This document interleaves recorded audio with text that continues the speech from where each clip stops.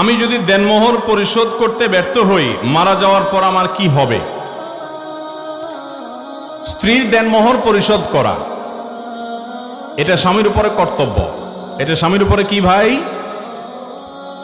আমরা মেয়েদেরকে যে কত ভাবে ঠগাই আল্লাহ, আবার মুসলমান দাবি করে নিজেদেরকে।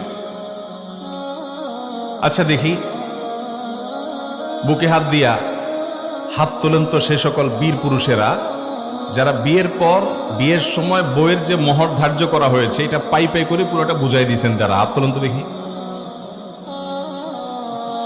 ক্যামেরাম্যান ভাইরা একটু তোমরা একটা ফুটেজ নিতে পারতা। দেখেন সুবহানাল্লাহ, হাত গোনা যাবে অল্প কয়েকটা হাত, তাই না? না না, আপনি এটা বললে আমি মানবো না। তো আর বাকি সব পোলাপান এখানে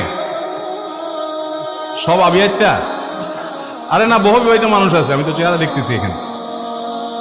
আচ্ছা, আলহামদুলিল্লাহ, আমি খুব শুকর আদায় করে বলতে পারি, আমার যখন 2800 টাকা বেতনের আপনার মাদ্রাসা শিক্ষকতা আর 10,000 টাকা বেতনের মসজিদের চাকরি ছিল, তখনই আমার স্ত্রীর মহরের টাকা আমি পরিপূর্ণভাবে শোধ করে দিয়েছি। আমি না শুধু, এদেশে আলেম ওলামাদের 99% দেখবেন, হুজুরদের তো সব জায়গায় দোষ দেন, নারীদের দিকে আপনারা দেন, বেশিরভাগ হুজুরদের দেখবেন যে আমার টানাটানির সংসারে আমি আমার বউর মহের টাকা দিয়ে দিয়েছি। দেওয়ার পরে ভদ্র মহিলা দেখি টাকাগুলো আমার বাসাতেই আলমারিতে ধুয়ে দিয়েছে। বললাম এগুলো এখানে কেন? বলেছে আমি এগুলো দিয়ে কি করবো? আমি কি এটা কোনো কথা? টাকা দিয়ে মানুষ কি করবে? এটা কোনো কথা?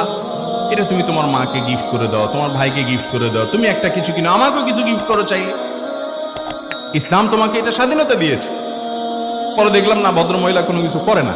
তখন আমি তার সাথে আরো কিছু টাকা টোকা দিয়া তার নামে 1 কাঠা জায়গা এখনো তার নামে আছে, ওই জায়গা আমি তাকে কিনে দিয়েছি যে এটা তোমার মহারণা পাবে, এটা তোমার জায়গা।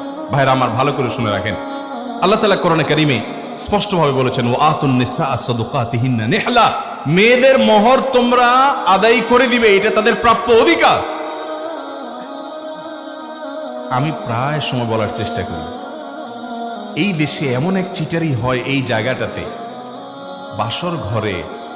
বাসর ঘরে ওই বেচারি ভদ্র মহিলাকে ফুসলায়া ফাসলায়া টাউট বাটপার স্বামী বলে কি, বলে যে দেখো এখন মোহর তো মুরব্বীরা ধরছে 10 লাখ 1 টাকা, 5 লাখ 5 টাকা, আমি তো কয়দিন পরে ইটালি চলে যাচ্ছি, কত টাকা, কত 5 লাখ আসবে, সবই তো তোমার, এখন তুমি পারমিশন না দিলে তো আমি আগাইতে পারি না।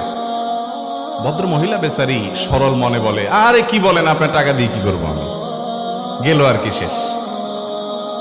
এইভাবে মেয়েদেরকে আমরা ঠকাই কি ঠকাই না?